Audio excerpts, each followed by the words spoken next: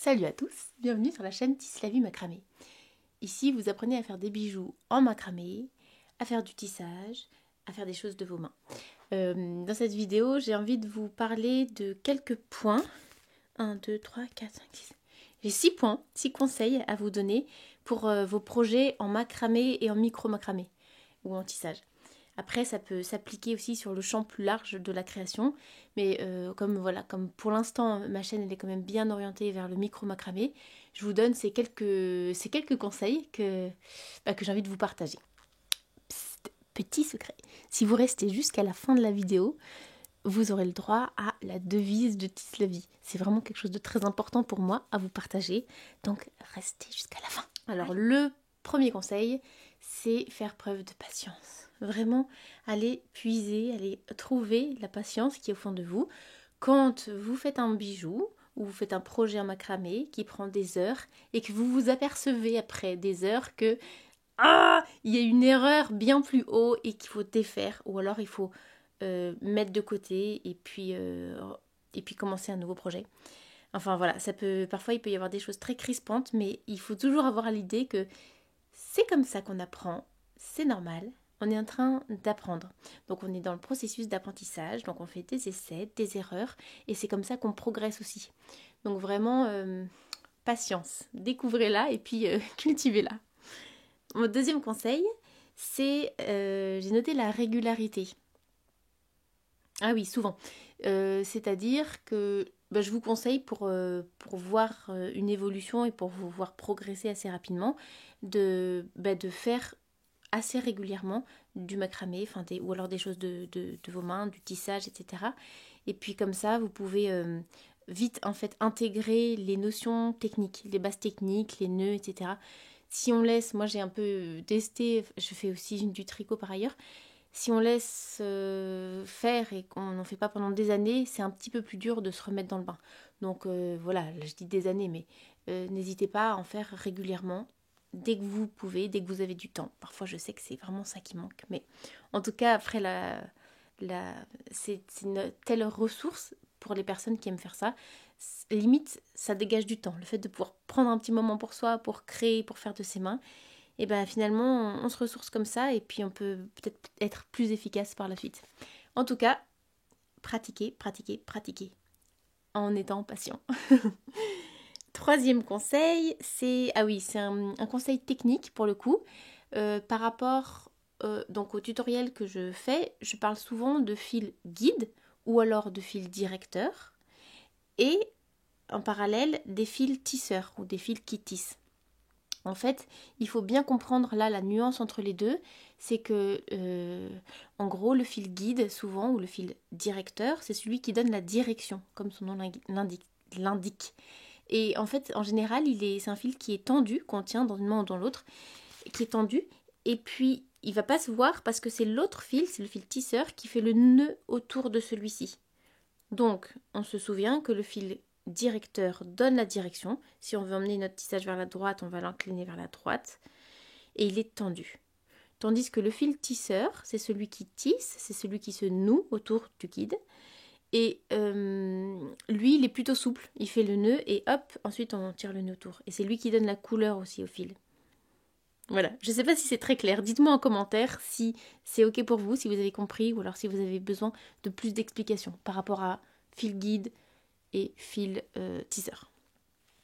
Donc ça c'était le point technique. Ensuite, quatrième conseil, prendre du recul. Ah oui, alors ça je me dis tout ça moi-même en même temps. Prendre du recul sur sa pratique, ça permet déjà de détecter des erreurs. Quand on a vraiment trop la tête dans le truc, je sais pas si ça vous arrive, mais moi parfois ça m'arrive de me dire, je tisse là, je suis en train de faire un bracelet, bon il y a un petit truc qui a cafouillé, un petit nœud qui est mal passé, mais je me dis ça se verra pas, c'est bon, allez hop, je continue, tête baissée. Et au final, quand on prend du recul, on voit l'erreur, même si c'est microscopique, ça change vraiment quelque chose. Donc faut pas hésiter à prendre un peu de distance, c'est-à-dire il n'y a pas d'urgence, et puis voilà, peut-être avoir comme un regard un peu objectif sur ce qu'on fait. Donc, pour éviter les erreurs. Et il y avait aussi autre chose. prendre du recul. Pourquoi? Ah oui, si, c'est ça. Prendre du recul aussi pour sentir, pour savoir finement si ce que vous préférez faire, ce que vous préférez travailler. Moi, pendant longtemps, j'ai suivi des tutoriels, un peu, pas aveuglément, mais vraiment copie conforme au modèle. Et puis, tout doucement, on commence à affiner, est-ce qu'on a plutôt envie de travailler tel matériau, plutôt telle forme. Et après, il y a vraiment une grande satisfaction à se dire, ah bah là, c'est quelque chose que j'ai peut-être créé, ou alors en tout cas, c'est un modèle que j'ai choisi pour telle et telle raison, et il me plaît vraiment, et voilà. Donc prendre ce recul-là par rapport aux matériaux qu'on utilise, aux formes qu'on va faire, est-ce que c'est ok pour nous, est-ce que ça nous plaît, etc. Et puis aussi avoir un regard un peu objectif pour voir si là, il y a une erreur, là, ça va, là c'est... Voilà. Ça permet aussi d'être assez pointu, exigeant aussi avec sa technique et de progresser. 1, 2, 3, 4. Cinquième conseil, la bienveillance avec soi et la douceur. J'en ai parlé déjà dans une autre vidéo, mais alors moi je suis à fond là-dedans et pour ça. Je trouve que bien souvent on a un regard très, très critique sur ce qu'on fait. Donc oui, c'est bien d'être déterminé, voilà, d'avoir un niveau d'exigence assez élevé, etc. Mais souvent, c'est au détriment d'autres choses. Et on peut faire du sabotage et on peut se dire, regarde, c'est nul ce que j'ai fait. Ou alors se comparer à d'autres en disant, ah bah elle a commencé bien plus tard et puis on en est déjà là. Non, non, non, non, non, non. Enfin, moi, je conseille et j'encourage en tout cas les personnes qui suivent le travail que je fais à se valoriser déjà elles-mêmes avant même de chercher une confirmation à l'extérieur, mais déjà de se valoriser, de dire waouh, déjà j'ai appris à faire ça, j'ai fait ça, c'est bien, bravo. Et puis après, je vais passer une autre étape, etc., etc. Donc, douceur pour soi.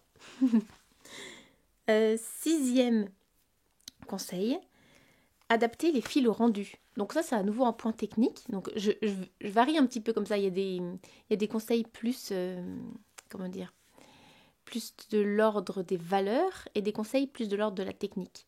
Et là, adapter les fils au rendu, c'est un petit peu comme ce que je disais de prendre du recul et savoir ce qu'on veut faire. C'est est-ce que je veux un rendu, par exemple, là pour un collier comme ça, le fil c'est du trafilo, donc c'est du tissu roulé sur lui-même, c'est super épais et ça va donner un rendu voilà, très épais, assez grossier, mais limite aussi proche du textile.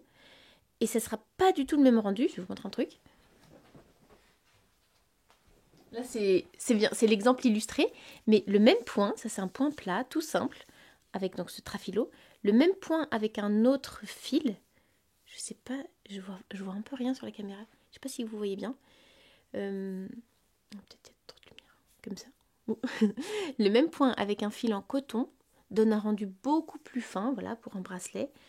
Et voilà, ça n'a pas du tout le même rendu. Donc, bien savoir à l'avance quel fil vous voulez utiliser et pour quelle raison. Là aussi, dans ces paires de boucles d'oreilles, j'aime bien marier la technique du macramé avec les fils cirés et des ajouts qu'on peut retrouver un peu dans le tissage contemporain, dans le tissage mural, des ajouts de pompons avec de la laine. Et j'adore la différence de texture et de matériaux. Et moi, vraiment, je prends un grand plaisir à créer comme ça, en faisant des recherches de matériaux. Et voilà, c'est un conseil que je peux vous donner. En tout cas, avoir l'idée de quelle épaisseur je veux que ça ait, quel rendu, et ensuite ajuster ce que vous utilisez en fonction du rendu. Voilà. Et je crois qu'il y a un dernier point. Ah oui, ça c'est un point important aussi. Enfin, j'ai vraiment envie de vous le partager. C'est la notion d'expérimentation.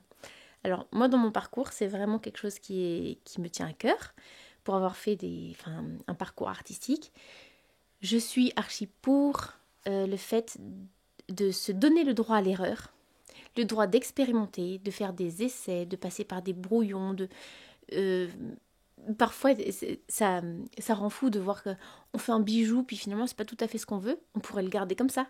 Moi je me dis ah non, bon ok c'est un essai, hop, lui je le casse parce que juste ok j'ai appris une technique mais c'est pas vraiment ce que je voulais faire, je casse et je passe à autre chose. Et en fait à chaque fois on apprend et on progresse en faisant ça. Donc expérimenter et pratiquer. Et puis pour finir, j'ai envie de vous partager la devise que je porte et que je clame avec Tisse la vie. C'est vraiment un truc important pour moi. C'est on ne rate pas, on découvre à chaque fois. Donc c'est vraiment ça que j'ai envie de dire. Vraiment, donnez-vous le droit d'expérimenter, de découvrir, d'explorer, et tout en étant dans la bienveillance et la douceur avec vous. Allez, avec tout cet amour, je vous souhaite une belle journée. À bientôt, ciao.